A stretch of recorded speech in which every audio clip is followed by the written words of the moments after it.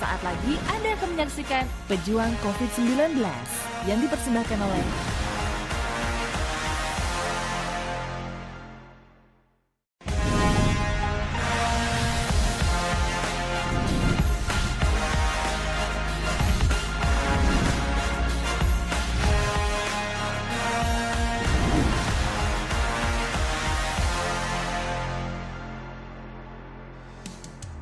Selamat siang pejuang, selamat siang juga untuk seluruh tim medis yang sedang berjuang di tempat kalian berada.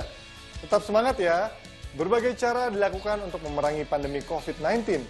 Seperti yang dilakukan YouTuber Ria Ricis dan Taki Malik. Mereka terjun langsung ke lapangan untuk memberikan bantuan bagi yang membutuhkan. Nah, makanya gunanya ada imun meningkatkan daya. Ria Ricis dan Taki Malik menghabiskan waktu seharian untuk berbagi donasi kepada tim kesehatan. Mereka mengunjungi beberapa rumah sakit, di antaranya RSUD Taman Sari dan juga RSUD Kembangan, Jakarta Barat. Di rumah sakit, bersama dengan lembaga amil zakat dan komunitas relawan, Ricis dan Taki menyerahkan disinfektan chamber. Mereka juga menambah serta penambah imun tubuh bagi tim medis, antara lain madu, kurma, dan juga saffron. Luar biasa, Ustadz Taki lagi membagikan saffronnya untuk teman-teman medis di sini karena harus kuat. Karena kalau kita mau nyembuhin orang, diri kita sendiri harus kuat. Gerakan turun ke jalan tidak hanya sekali dilakukan oleh Ricis dan Taki. Keduanya juga terlihat membagikan bahan-bahan pokok di kawasan Tanjung Priuk, Jakarta Utara dan melakukan disinfektan di Masjid Bilal serta Masjid Darussalam di kawasan Cempaka Baru, Jakarta Pusat.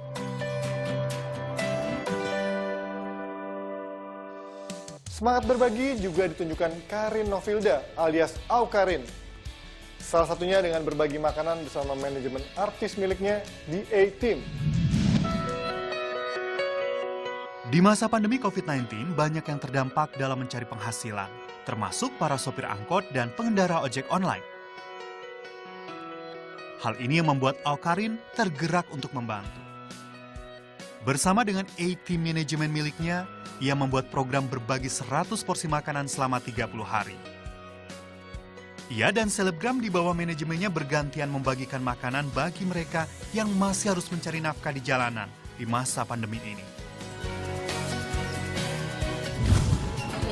Kegiatan aku dan tim SR, Sekolah Relawan, hari ini adalah kita mau disinfektasi di beberapa fasilitas-fasilitas umum seperti gereja, pura, terus ada masjid juga, dan kalau sempat ke beberapa tempat lainnya juga. Sebelumnya, Karin juga sempat ikut menyemprot disinfektan. Ia bekerja sama dengan salah satu lembaga untuk melakukan aksi relawan tersebut. Lengkap dengan pakaian hazmat, ia dan para relawan melakukan penyemprotan disinfektan di beberapa fasilitas umum, seperti rumah ibadah hingga gang-gang sempit kos-kosan.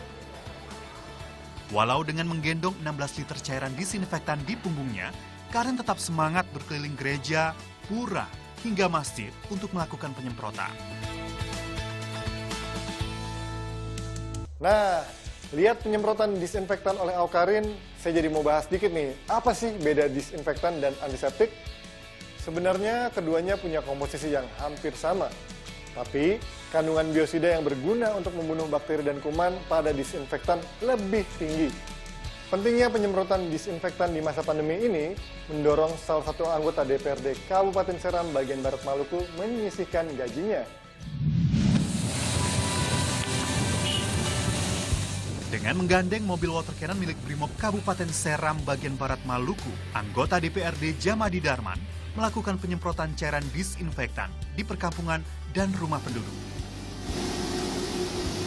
Penyemprotan cairan antivirus ini dilakukan di daerah perkampungan Kabupaten Seram bagian Barat seperti di Kecamatan Waisala, Kecamatan Biru, dan juga Kecamatan Taniwer.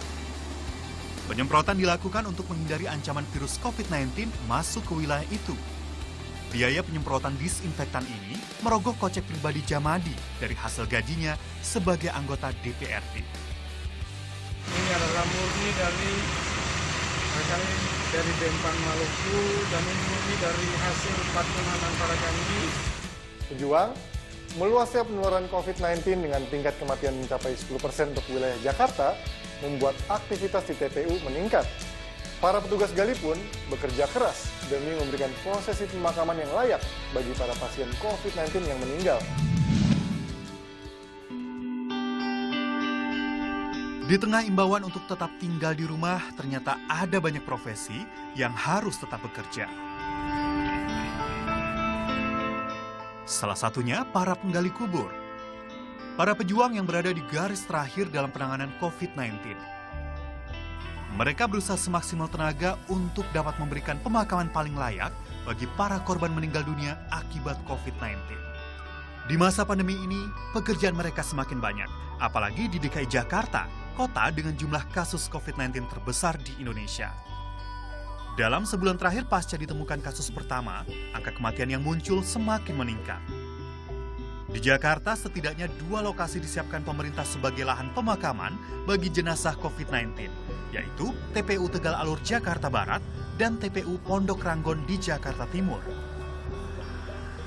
Jika pada hari biasa TPU Pondok Ranggon bisa siapkan 7 galian kubur, sejak meluasnya penularan COVID-19, para petugas gali kubur setidaknya harus menyiapkan hingga 25 liang lahat setiap harinya. Sunan salah satunya.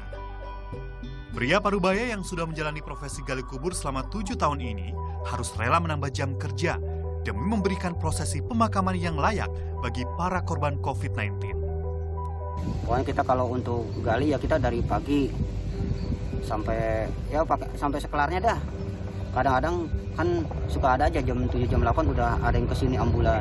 Ya kita kadang-kadang di luar schedule, kadang-kadang schedule-nya ada 5 atau 10 hari ini dari Persahabatan atau SPAD atau PON gitu kan. Kadang-kadang ada lagi dari luar, nongol lagi. Karena emang udah dari dinas, kita mau bilang apa kita? Emang udah profesi kita. Di tengah ketakutan yang menghantui masyarakat tentang penularan penyakit yang menyerang pernafasan ini, Sunan merasa bersyukur keluarganya tetap mendukung pekerjaan Sunan. Ya kalau keluarga di rumah ya kita anak istri kita ya berdoa aja biar kerjaan kita ini ya dijauhkan dari penyakit. Namanya kerja yang mulia ini kan ibaratnya kan kita juga ngebantu mereka keluarga juga yang sekiranya tadinya dimakamin di tempat layak biasa kan di blok khusus gitu kan. Mereka kan juga nggak begitu makamin juga dari jauh ngelihatnya. Dalam menekuni kesehariannya, Sunan beserta seluruh petugas gali kubur TPU Pondok Ranggon juga dilengkapi dengan APD, mulai dari masker, sarung tangan, hingga penyemprotan disinfektan. Sejumlah aturan khusus dalam pemakaman jenazah COVID-19 telah disiapkan. Di antaranya, seluruh jenazah dikebumikan menggunakan peti dalam liang lahat sedalam 1,5 meter dan ditimbun dengan tanah setinggi 1 meter. Jarak pemakaman dan permukiman warga yang terdekat pun harus dalam radius minimal 500 meter. Aturan ini dibuat untuk menghindari kemungkinan buruk termasuk kekhawatiran warga. Kami masih punya banyak informasi yang menginspirasi lainnya, usai jeda ya.